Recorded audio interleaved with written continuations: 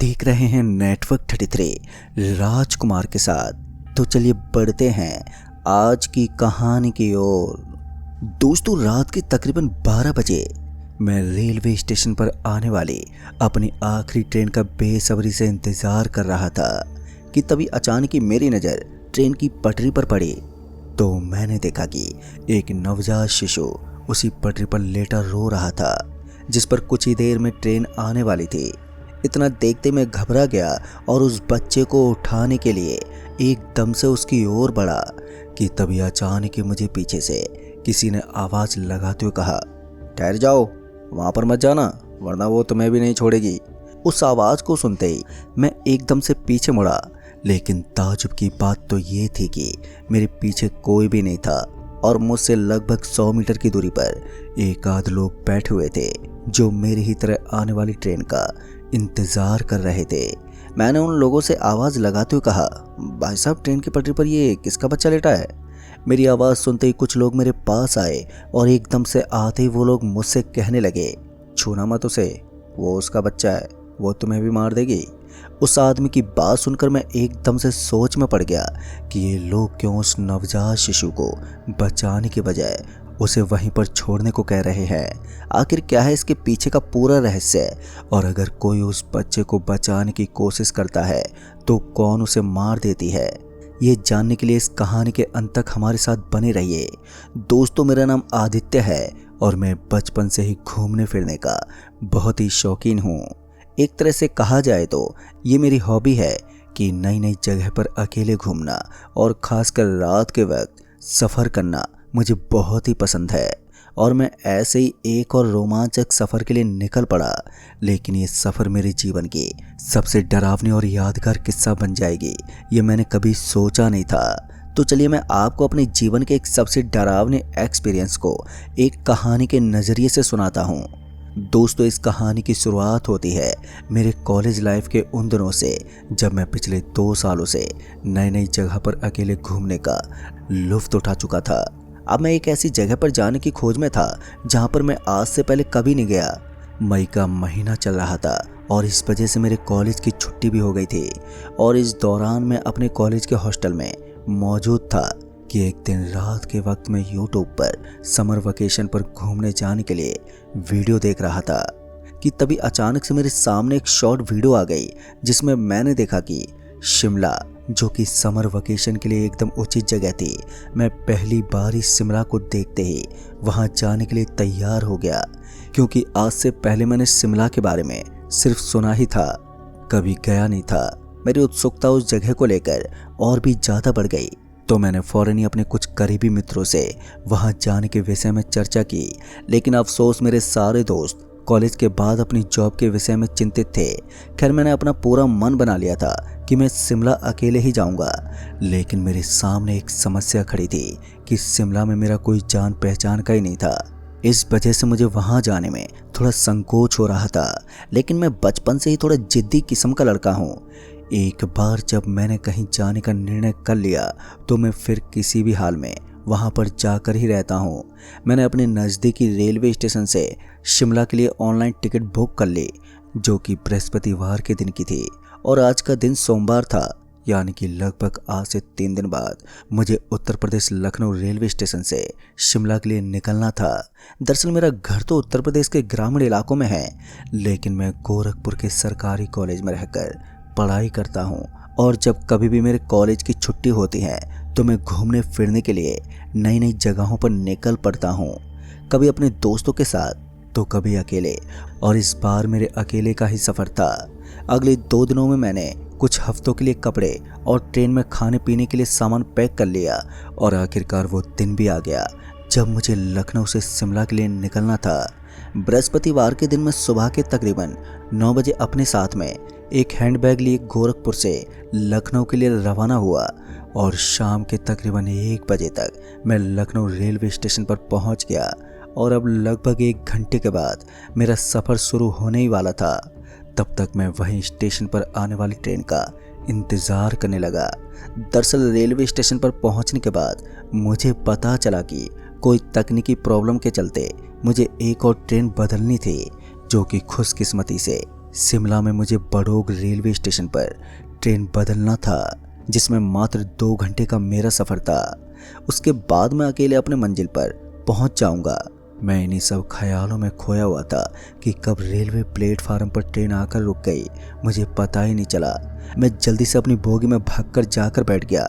पहले के मुकाबले आज के दिन काफ़ी शांति थी और मैं जिस बोगी में बैठा हुआ था तो उस बोगी में भी काफ़ी कम ही लोग मौजूद थे।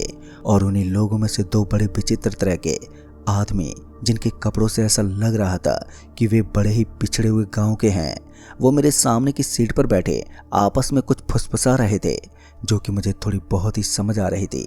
खैर, मैंने उन लोगों पर इतना ज़्यादा ध्यान देना उचित नहीं समझा और मैं अपने आप में ही मगन ट्रेन की खिड़की से बाहर का नज़ारा देख रहा था और उन खूबसूरत क्षणों को अपने मोबाइल के कैमरे में समेट रहा था।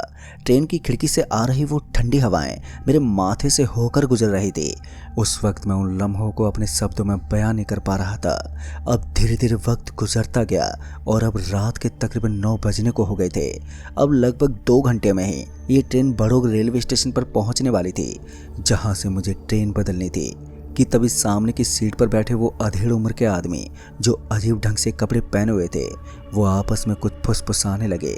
लेकिन उनके शब्द मुझे समझ में नहीं आ रहे थे कि तभी उनके द्वारा कही गई एक शब्द मुझे स्पष्ट रूप से सुनाई दी, जो ये था कि सुना है वो बड़ोग रेलवे स्टेशन भूतिया है। उस रेलवे स्टेशन पर अनेकों रहस्यमय मौतें हो चुकी हैं। दोस्तों, उन दोनों आदमियों को इस प्रकार की बातें करते देख एक पल को मैं तो हैरान ही हो गया। लेकिन मैंने अपने आप को ये दिलासा देते हुए मन में विचार किया कि मैं भी खामखा इन लोगों की बातों में सोच रहा हूँ। ये सारी चीज़ें किस्से कहानियों में ही होती हैं, असल ज़िंदगी में थोड़ी ना ऐसा होता है। कि तभी एकदम से मेरे सामने की सीट पर बैठा वो अधेड़ उम्र का आदमी मुझसे बोल उठा, होती हैं, तुम ऐसी इन शक्तियों को नकार नहीं सकते। उस आदमी के इतना कहते ही मेरे रोंगटे एकदम से खड़े हो गए, क्योंकि मैंने ये बातें सिर्फ अपने मन में सोची थी। तभी मैंने उस आदमी से थोड़ी डरी आवाज़ में पूछा, लेकिन आपको कैसे पता कि मैं क्या सोच रहा था? मेरे इतना कहते ही वो आदमी एक अजीब सी मुस्कान भरते हुए मेरी ओर देखने लगा। मैं थोड़ा शक पका सा गया था और वहीं अपनी सीट पर बैठे उन दोनों आदमियों को अनदेखा करने की कोशिश करने लगा। लेकिन मेरे मन में कहीं ना कहीं एक डर ने अपना घर कर लिया था। रात के तकरीबन 11:30 पर हमारी train Shimla Barog railway station पर आकर रुकी। ट्रेन के रुकते मैं अपना बैग लिए ट्रेन से नीचे उतरा कि तभी ट्रेन से उतरते वक्त मेरे कानों से एक गर्म सांसों की हवा में एक आवाज़ आके टकराई। उस आवाज़ को सुनते मैं सन्न रह गया और झट से आकर मैं उस स्टेशन पर बैठ गया। और जैसे मैंने अपनी बोगी की ओर नज़र घुमाई तो वो दोनों आदमी जिस बोगी में मैं बैठा हुआ था, वहीं बैठे वो लोग बड़ी अजीब तरह से मुझे घूरे जा रहे थे। और फिर कुछ ही देर में वो ट्रेन चल पड़ी और मैं वहीं स्टेशन पर बैठा आने वाले अपनी ट्रेन का इंतज़ार करने लगा। इंतज़ार करते करते रात के ठीक 12 बज गए और रात के ठीक 12 बजे मुझे एक छोटे से बच्चे के रोने की आवाज़ सुनाई देने लगी। और जैसे मैंने अपनी नज़र चारों तरफ घुमाई तो मैंने देखा कि एक नवजात शिशु रेलवे लाइन की पटरी पर लेटाया गया था और वो लगातार रोए जा रहा था। उस छोटे से बच्चे को इस हालत में देख मैं तो भावुक हो गया और मैं उस बच्चे को उठाने के लिए रेलवे लाइन की पटरी की ओर बढ़ा, क्योंकि कुछ ही देर में ट्रेन उसी पटरी पर आने वाली थी। अभी मैं उस बच्चे के थोड़े नज़दीक पहुंचा ही था कि एकदम से किसी ने मेरे पीछे से आवाज़ लगाई, ठहर जाओ, वहाँ मत जाना, वो तुम्हें नहीं छोड़ेगी। मैं उस आवाज़ के सुनते ही सहम गया और झटके से मैं पीछे मुड़ा तो मैंने देखा कि मेरे पीछे कोई नहीं था, लेकिन मेरी दाईं तरफ मुझसे तकरीबन 100 मीटर की दूरी पर कुछ लोग खड़े हुए थे, जो कि शायद मेरे ही तरह आने वाली ट्रेन का इंतज़ार कर रहे थे। मैंने थोड़ी तेज़ आवाज़ में कहा, भाई साहब, ट्रेन की पटरी पर ये किसका बच्चा है? मेरी बात सुनकर वो लोग एकदम से मेरे पास दौड़ते हुए आए और इससे पहले कि मैं उनसे कुछ कहता कि वो लोग एकदम से मुझसे कहने लगे, छूना मत उसे, वो उसका बच्चा है, वो तुम्हें भी मार देगी। उन लोगों की बात सुनकर मैं अचरज में पड़ गया कि ये लोग उस बच्चे को बचाने के बजाय किस तरह की बातें कर रहे हैं। और मैं अभी इसी बारे में सोच रहा था कि तभी एकदम से ट्रेन के आने की हॉर्न बजी, जिसे सुनकर मैं फौरन उस बच्चे को बचाने के लिए पटरी की ओर बढ़ा ही था कि तभी उन लोगों ने मुझे कसकर पकड़ लिया और कहने लगे, कुछ देर रुक जाओ, अभी सब कुछ पता चल जाएगा। कि तभी वो ट्रेन उस बच्चे के थोड़े नज़दीक पहुंची ही थी कि ना जाने कहाँ वो बच्चा अपने आप ही अदृश्य हो गया। मैं अचरज में पड़ गया कि ये क्या हो रहा है मेरे साथ। मैं इसी विषय में सोचता हुआ अपनी बोगी की ओर बढ़ा, जहां मेरे साथ 2 लोग और आए और कुछ ही देर में मैं अपनी बोगी में आकर बैठ गया, जहां मेरे साथ वो 2 लोग भी बैठे हुए थे। मैं जिस बोगी में बैठा हुआ था उस बोगी में भी मात्र हम 3 ही जन मौजूद थे और एक अजीब तरह का सन्नाटा पूरे स्टेशन पर पसरा हुआ था। अब कुछ देर में ट्रेन भी चलने लगी और वो लोग जिन्होंने मुझे उस बच्चे की मदद करने से रोका था, मैं उन लोगों से उस बच्चे के बारे में पूछने लगा। मेरी बात सुनकर उनमें से एक आदमी ने इस घटना के पीछे के रहस्य के बारे में मुझे बताते हुए कहने लगा, जितना कि मुझे पता है एक छलावा है, क्योंकि जब ट्रेन के आने में कुछ ही क्षण बच जाते हैं, ठीक उसी वक्त लोगों को वो बच्चा दिखाई देता है और जैसे कोई शख्स उस बच्चे को बचाने जाता है तो वो शख्स ट्रेन के नीचे आ जाता है। दोस्तों, उस आदमी की बात सुनकर मैं जिज्ञासावश उस आदमी की बात को काटते हुए बोला, तो फिर आप ऐसे क्यों कह रहे थे कि अगर उस बच्चे को बचाने गए तो वो मार देगी? मेरी बात का जवाब देते उस आदमी ने कहा, अभी ये वक्त नहीं है उसका नाम लेने का। मैंने थोड़ी गुस्सैल आवाज में उस आदमी से कहा, नाम क्या है उसका? मेरी बात सुनकर उस आदमी ने कहा, नैनी नाम है उसका।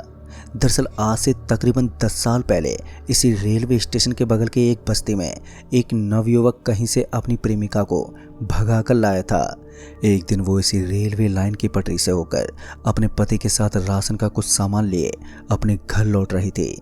इसी दौरान रात के तकरीबन 10 बज रहे थे कि तभी अचानक से कुछ बदमाश उस औरत के साथ छेड़छाड़ करने लगे और जब उसके पति ने उन बदमाशों का विरोध किया तो वो लोग उसके पति को बड़े ही बुरी तरह से पीटने लगे, जिसके कारण उसका पति बेजान हो गया और उसके सामने वो लोग उस औरत के साथ छेड़छाड़ी करने लगे और वो औरत रोती बिलखती उन बदमाशों के पैरों में गिर पड़ी। वो अपने आप को छोड़ देने के लिए बोल रही थी, लेकिन उन जालिमों ने उस असहाय औरत की एक ना सुनी और जैसे उन दरिंदों का हवस शांत हुआ कि उन्होंने उस औरत को ट्रेन के आगे कटने के लिए फेंक दिया। रूह कपकपा देने वाला वो खौफनाक दृश्य देखकर उसका पति यह सब बर्दाश्त ना कर सका और उसकी वहीं पर मृत्यु हो गई। 2 मासूम जिंदगी एक ही रात में यूं इस तरह भयानक तरीके से खत्म हो गई और पुलिस प्रशासन को इसके बारे में कानो कान खबर नहीं हुई और इस घटना के बाद से अक्सर लोगों को कभी भी वो औरत ट्रेन के पटरी पर दिखाई पड़ती है तो कभी वो नवजात शिशु।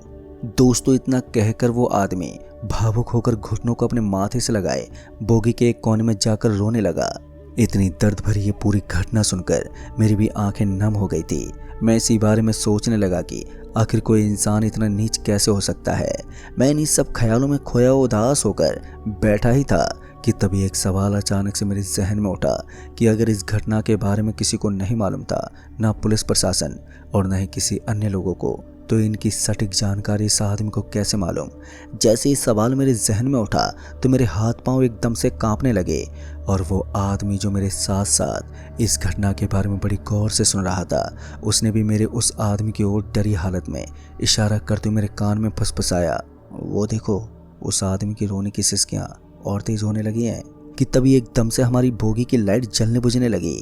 अब एक तरफ से उस आदमी की रोने की आवाज़ और भी बढ़ती गई, जैसे मानो ऐसा लग रहा था कि एक आदमी और एक औरत दोनों ही एक साथ रो रहे हों। कि तभी अचानक ही मेरे बगल की सीट पर बैठा वो आदमी रो रहे उस शख्स की ओर धीमे कदमों से आगे की तरफ बढ़ने लगा। मैंने इशारे से उस आदमी को आगे बढ़ने से मना किया, लेकिन वो आदमी नहीं माना, क्योंकि शायद वो शख्स जो इस वक्त रो रहा था वो उस दूसरे आदमी का कोई करीबी ही था। और जैसे उस आदमी ने उस रो रहे शख्स के कंधे पर हाथ रखा तो सामने का वो भयानक मंजर देख मेरा तो पूरा शरीर ही कांप उठा। दरअसल मैंने देखा कि वो आदमी जो रो रहा था उसका चेहरा बहुत ही ज़्यादा भयानक हो गया था। उसने एक झटके से उस दूसरे शख्स की गर्दन को पकड़ा और वहीं पर पटक दिया और एक भयानक आवाज़ में घुर्राते हुए कहने लगा, किसी को नहीं छोड़ूंगी, सब मरेंगे। मैंने थोड़ी हिम्मत भरते हुए कपटी आवाज़ में कहा, इसमें हमारा क्या दोष है? दोषी तो वो हैं, हमने क्या किया है? मेरे इतना कहते वो आदमी एकदम से मेरी ओर झपटा, जिसके डर के मारे मैं सीधा बोगी के दरवाजे की तरफ भागा। कि तभी अचानक ही एक असहनीय दर्द मुझे महसूस हुआ। मुझे ऐसा लगा कि किसी धारदार चीज़ से मेरे पेट पर किसी ने वार किया हो। दर्द के मारे मैं बोगी में बेजान होकर गिर पड़ा और धीरे धीरे मेरे आंखों के सामने अंधेरा छा गया। फिर अगली सुबह मैंने अपने आप को शिमला रेलवे स्टेशन के एक बेंच पर लेटा पाया। मैं अपनी आंखें मीचते उठा तो मुझे बहुत ही ज़्यादा थकान महसूस हो रही थी। ऐसा लग रहा था कि मैं काफ़ी वक्त के बाद सोकर उठा हूँ। मैंने अपना बैग लिया और जिस जगह मैंने होटल में कमरा बुक किया था मैं उस जगह की ओर निकल पड़ा। दोस्तों, ऑटो में बैठा मैं कल रात की घटना के बारे में सोच रहा था और मुझे ऐसा लग रहा था कि वो कोई डरावना सपना था या कोई छलावा। इसी बारे में सोचता हुआ मैं रूम पर पहुंचा और रूम में पहुंचती थकान के कारण मैं गर्म पानी से नहाने चला गया। और जब मैं नहाकर कपड़े बदलने शीशे के सामने आया तो मैंने देखा कि मेरी पीठ पर गाढ़े खून के काले धब्बे में एक पंच का निशान था। तो दोस्तों, इस कहानी में बस इतना ही। कहानी आपको पसंद आई हो तो वीडियो को लाइक शेयर कमेंट जरूर कर दें। तो मैं आपका दोस्त राजकुमार जल्द ही मिलूंगा। तब तक के लिए बाय एंड टेक केयर।